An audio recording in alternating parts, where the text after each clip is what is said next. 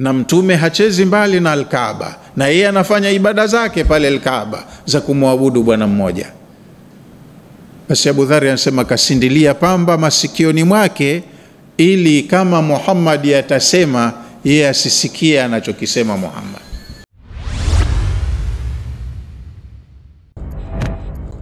Ili tu uwe wa kwanza kupata video zetu, usiache kubonyeza button nyekundu yenye neno subscribe na alama ya kengele kama bado hujafanya hivyo.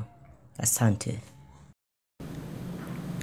Kwa hiyo kuna siku Abi Dharr mwenyewe kasimlia kisa cha kusilimu kwake. Abu Dharr al-Ghifari kasema siku moja katika masiku alitoka kwao huko kwenye kabila la Ghifari,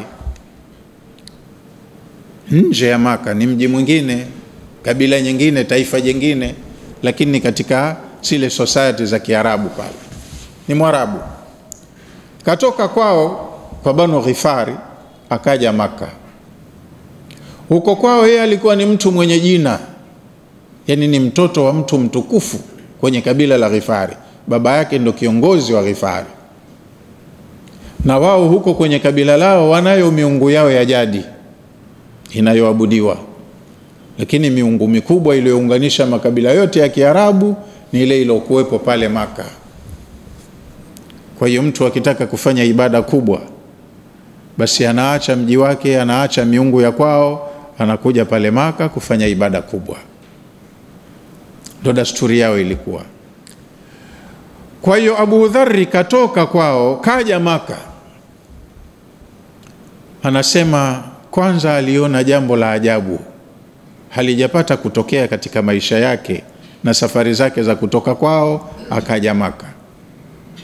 Mara hii alipokuja alipokelewa kwa heshima zote kama mheshimiwa, akaandaliwa lanchi, dhifa ya chakula cha mchana kwa heshima kubwa. Wakubwa viongozi wa Maka wakakaa naye, wakapiga chakula na huku wanamnasihi, bwana, sisi tunakufahamu wewe ni mtu mwenye nafasi katika kabila yako, kipaji chako tunakujua. Abu Dharr alikuwa ni mtu mshairi, na zama zile ushairi ulikuwa umepanda chati. Watu wanaandika mashairi ya Kiarabu, halafu yanauzwa kwenye masoko, yana watu wa kuyatathmini wakayapasisha, anapatikana mshindi wa kwanza wiki hii, wa pili, wa tatu, namna hiyo. Kwa hiyo Abu Dharr alikuwa ana skills za lugha ya Kiarabu na alikuwa ni mshairi mzuri. Sasa watu ambao wanajua kusarifu lugha mara nyingi huwa wanaogopewa au wanathaminiwa. Kwa maana moja, wanaweza wakatumiwa vizuri au wanaogopewa kwa sababu wanaweza wakatumiwa vibaya. Inategemeana na mazingira. Sisi tupo hapa, lakini tuna changamoto ya upinzani na watu fulani. Wakifanikiwa kumpata fulani na fulani, nguvu yao itaongezeka, watatusumbua kama mnavyosikia wanavyosema. Kwa hiyo watu wa Maka walijua ujio wa Abu Dharr pale Maka, walipata taarifa za kwamba kaingia, ndio maana wakaandaa walichokiandaa. Wamemwandalia lunch, halafu wakampa heshima zote za mtu mheshimiwa, wakakaa naye wakubwa wa Maka, mtu huyu wa Ghifari, na wakawa wanampa nasaha mfululizo, maonyo yaliyopandiana. Mwambia, bwana, hapa kwetu pana mtihani, ndugu yetu umezoea kuja hapa, lakini tuna kutahadharisha na mtihani uliopo. Kuna mwenzetu, ndugu yetu katika familia, mtu maarufu, kaja na jambo lililotugawa. Sasa hivi hapa kwetu wazazi na watoto wao, baadhi yao hawaelewani, ndoa nyingine zimetetereka, mume na mke wameachana kwa sababu ya fitna za huyu jamaa ndugu yetu. Wanamaanisha ni Muhammad. Jambo analolihubiri kwao wao wanalihesabu ni tatizo. Muhammad kaja na jambo limefarakanisha umoja wetu. anatukana wazee wetu, amevunja mahusiano katika koo au familia. Inawezekana baba na watoto wake hawaelewani kwa sababu ya jambo alilolifanya huyu bwana. Na huyu mtu ana kipaji, lugha yake ni nzuri, kama ina uchawi ndani yake. Ukiongea naye tu umenasa.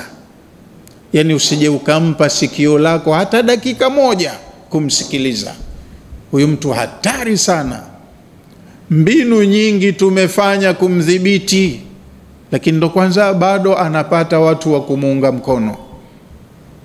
Watu wanamfuata tu. Kwa hiyo na wewe tunakufahamu ni mtu wa nyumba kubwa kwenu, mtoto wa mtu mkubwa, ni mtu mwenye kipaji. Tunakunasihi, fanya ulilolijia. Huyu mtu usije ukakaribia karibu yake, usije ukamkabidhi sikio ukasikia anayoyasema. Basi anasema walinisisitiza mpaka nikawa nimechukia kuja Maka, lakini nililolijia ni muhimu, lazima nilitekeleze. Nikachukua tahadhari, huyo mtu niliyetahadharishwa naye nisionane naye. Tahadhari aliyochukua Abu Dharri, anasema nilichukua pamba nikanyofoa kidogo, nikaishindilia kwenye masikio yangu mawili. Maana katika alilolijia lazima aende akafanya ibada pale Al-Kaaba, na mtume hachezi mbali na Al-Kaaba, na yeye anafanya ibada zake pale Al-Kaaba za kumwabudu Bwana mmoja. Basi Abu Dharri anasema kasindilia pamba masikioni mwake, ili kama Muhammad atasema yeye asisikie anachokisema Muhammad. Kafanya hivyo, akenda zake Al-Kaaba kufanya ibada zake. Yeye kakusudia kuabudu masanamu yao. Pale Al-Kaaba tu kuna masanamu zaidi ya 300. Alipofika Al-Kaaba, Abu Dharri kamkuta Mtume sallallahu alaihi wasallam akasimama anasali.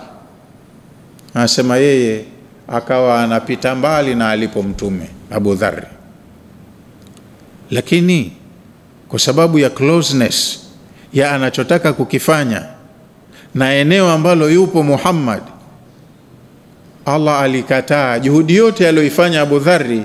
Allah alikataa, ila alimsikilizisha maneno ambayo Mtume alikuwa anayasema.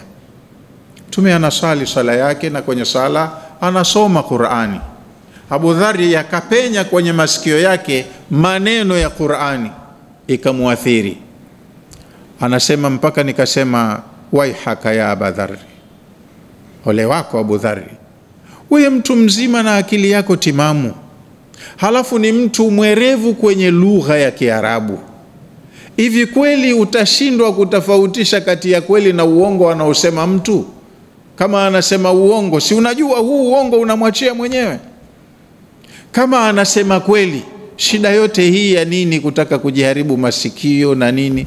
Achana na, ngoja nimsikilize. Mimi mtu na akili yangu, ninao uwezo wa kutofautisha kati ya kweli na uongo, lilo ndilo na silo, najua. Kwa hiyo akaachia masikio yake, japokuwa yanapamba hakuzitoa. Maneno ya Qur'ani yaliokuwa yanasomwa na Mtume yakaingia kwenye masikio na yakafika moyoni kwake. Basi anasema baada ya Mtume kumaliza ibada yake kaondoka, kaenda zake nyumbani kwake, na mimi nikajikuta namfuata. Nilipomaliza ya kwangu nikamfuata nyumbani kwake. Hawakufuatana, lakini nyumba alokuwa anaishi Mtume na mkewe ilikuwa haiko mbali na Al-Kaaba. Unaona ni nyumba ile pale wakati huo. Sasa Abu Dharri alipomaliza na ibada zake, akenda akagonga. Hakuna bodyguards, hakuna walinzi nje ya nyumba. Kapiga hodi, kaitikiwa. Mtume akamkaribisha Abu Dharri nyumbani kwake, akamwambia, karibu ndugu yangu wa Kiarabu. Haya mwenzangu, wewe unatoka wapi? Abu Dharri akajitambulisha, mimi jina langu ni fulani min Ghifari, natoka kwenye kabila la Ghifari. Basi anasema Abu Dharri, nilipotaja kabila langu, Mtume nikaona kama anashtuka hivi, asisimkwa na mwili. Lakini kabla ya kujitambulisha Abu Dharri, Mtume alimpa nafasi aelezee kilichompeleka. Abu Dharri yeye ndo alianza kuuliza, hebu niambie unachohubiri hasa wewe ni nini? Maana mimi tangu nije hapa jamaa zako wamenishika, wameniandalia hichi na hichi na hichi, lakini wamenionya sana nisikusikilize. Kwani una taarifa gani wewe? Mtume akaambia, taarifa nilionayo mimi ni mtume wa Mungu, nimetumwa kuja kuwafahamisha watu yanayofaa. Nini Uislamu? Mtume akamfahamisha Abu Dharri Uislamu. Abu Dharri akakubaliana nao, akasema ni jambo zuri, hakuna mtu mwenye akili timamu atapinga hili, kwamba masanamu sio miungu, lazima yupo Mungu wa kweli aliyeumba ulimwengu, na kiumbe lazima asarenda kwa muumba wake. Hili ni jambo mtu yote mwenye akili hawezi kupinga. Hapo ndipo Mtume akamuuliza na yeye, mana anta ya akhal arab, wewe kwanza ni nani ndugu yangu wa Kiarabu? Naongea na wewe lakini sijakujua. Ndo akataja jina lake na kabila yake. Sasa alipotaja Abu Dharri kabila yake, Mtume akacheka, katabasam. Halafu sikucheka tu, akasema, ama kweli inna Allah yahdi man yasha, Allah humuongoza anayemtaka. Abu Dharri anasema, nilipomuona tu Mtume anatabasam nikajua kilichomfurahisha.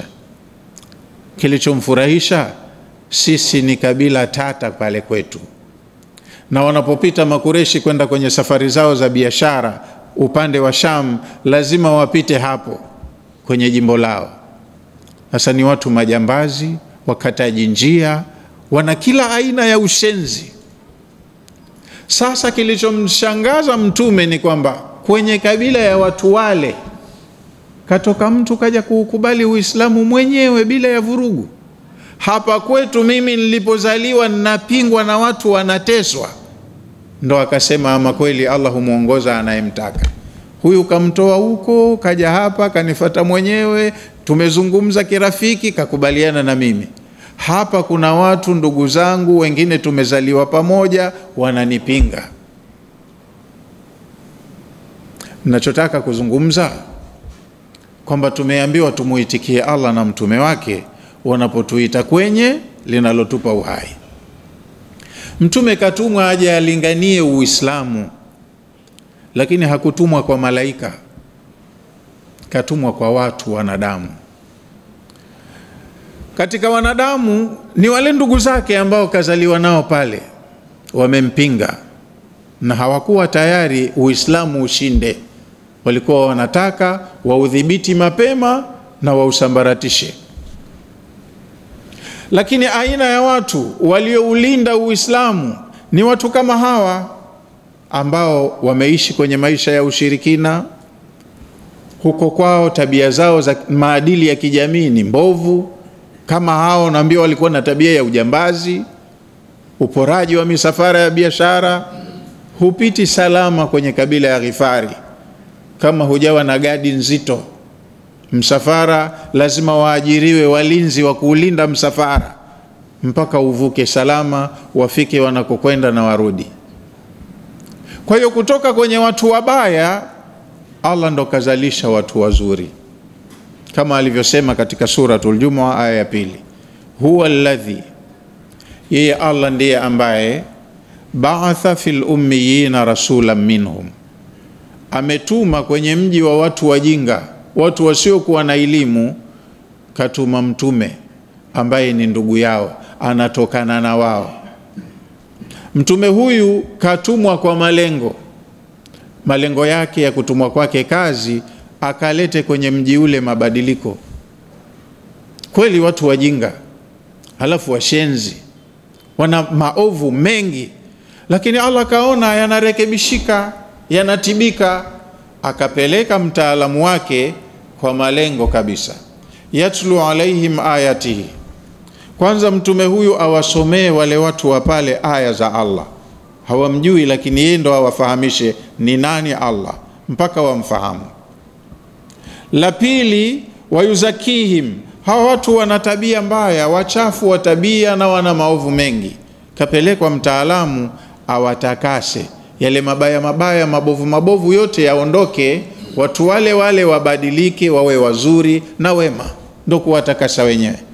Kutakasa jamii yani ni kuielekeza kwenye mrengo uliokuwa mzuri kama uko katika mrengo mbaya. Kwa hiyo kapelekwa mtaalam awatakase. Jengine katika malengo ya kazi yake, wayuallimuhumul kitaba wal hikma, kapelekwa kama mtaalamu awasomeshe. Si wajinga wameitwa ummiyin, kwa yeye aonyeshe thamani ya elimu, awasomeshe alkitaba wal hikma, wajue elimu ambazo chanzo cha elimu zote ni kusoma, kuandika na kuhesabu, na hikma wajue utaratibu wa uongozi jamii yao iongozwe kistaarabu, waache ule ujinga waliokuwa nao. Wa in kanu min qablu la fi dhalalin mubin. Kapelekwa mtaalamu mahala pabaya alete mabadiliko, hali ya kuwa kabla ya kupelekwa huyu watu wa hapo walikuwa wako katika upotevu wa wazi kabisa. Sasa na sisi tuna claim kila siku mmomonyoko wa maadili, dhulma imekithiri, uadilifu hakuna. Sasa tunamlalamikia nani? Na haya ni mambo yetu wenyewe, tunaofanya ni sisi. Kwa nini tulalamike? Na utaratibu wa kuleta mabadiliko tunao, tumepewa. Kwa nini tusiutumie? Kama tulijua tumejikwaa vipi mpaka tukaanguka tulipoangukia, basi tunao uwezo wa kuondosha kile kilichosababisha tujikwae, wasijikwae wengine. Kama pana tabia mbaya, uwezo wa kubadilisha upo, na Allah amesema katika aya, baadhi ya aya za Qur'ani, wama kunna muadhibina hatta nab'atha rasula. Watu wanaweza wakawa wabaya, wanafanya maovu, lakini sio kwamba kila aliyefanya ovu anaadhibiwa pale pale baada ya kufanya ovu lake. Mbona Allah anatupa fursa, muda wa kutosha tujirekebishe? Anayekufa hajajirekebisha, huyu kajitakia mwenyewe. Lakini mbona wakati uko hai wewe, akili yako timamu, wakati wote hata kama umekosea, umepewa fursa ya kutubu na kuomba msamaha na kujirekebisha? Kwa nini tusitumie hizi values ambazo zipo? Kasema jamii yetu ni mbovu, imeoza zaidi sehemu hii na hii na hii. Kwa nini haturekebishi tukapata jamii nzuri, wakawa watu wake ni wema, wakaleta mabadiliko, tukapata sifa kama zilivyokuwa huko nyuma zamani? Zamani wazee wetu wanasema watu wa hapa kwetu hata kama watatoka waende katika jumuiya ya kimataifa, nchi za nje, akitaja mtu mimi natoka Zanzibar, anaaminiwa mahala popote, sababu ndo maadili yaliyokuwepo. Walikuwa watu waaminifu. Miaka 50 tu nyuma iliyopita, vijijini wazee wetu walikuwa wanajenga nyumba za tope tu, zinaezekwa makuti. Siku za mvua kama hizi, mtu yuko juu anachochomekea, kama hana uwezo wa kuwezua yote akaezeka mapya, anachochomekea. Mlango wa nyumba hiyo ni kumbesa, yani makuti tu yamefungwa fungwa, loki yake gongo limewekwa hivi. Umo ndani ya nyumba mama kaweka sanduku lake la nguo, vitu vyake vya dhahabu, haibi mtu. Hapa kwetu wanaonekana wale wazee walikuwa hawakusoma, lakini mbona walikuwa wana maadili, wanaishi kidini. Mpaka miaka ya 80 tulikuwa tunasikia matangazo ya Sauti ya Tanzania Zanzibar hapa, vitu vilivyopotea, tumeokota kitu fulani eneo fulani, mwenye kuwa na ni chake aje atoe vielelezo apewe mwenyewe. Lakini sasa hivi wewe husubiri kikudondoke utangaziwe, kinafuatwa ndani ulimokiweka. Na sasa hivi kuna maendeleo, hawajengi watu zile nyumba za udongo ambayo kiambaza ukikimwagia ndoo ya maji tu kimeenda na maji. Sasa hivi watu wanajenga nyumba imara kama jela, milango madirisha yanatiwa na vyuma, na watu wanaingia wanaiba. Zamani ukioa unamkuta mtoto wa kike mwari kweli, lakini sasa hivi hakuna hiyo kitu. Mmefahamiana hivyo eh? Sasa wale ni nani na hawa wa sasa ni wepi? Kwa hiyo kuna kazi inahitaji ifanywe, lakini kazi yenyewe ina gharama, lakini lazima tustahamili hiyo gharama ya kazi, hili lifanyike kama tunataka kweli yale ambayo yanatupa uhai.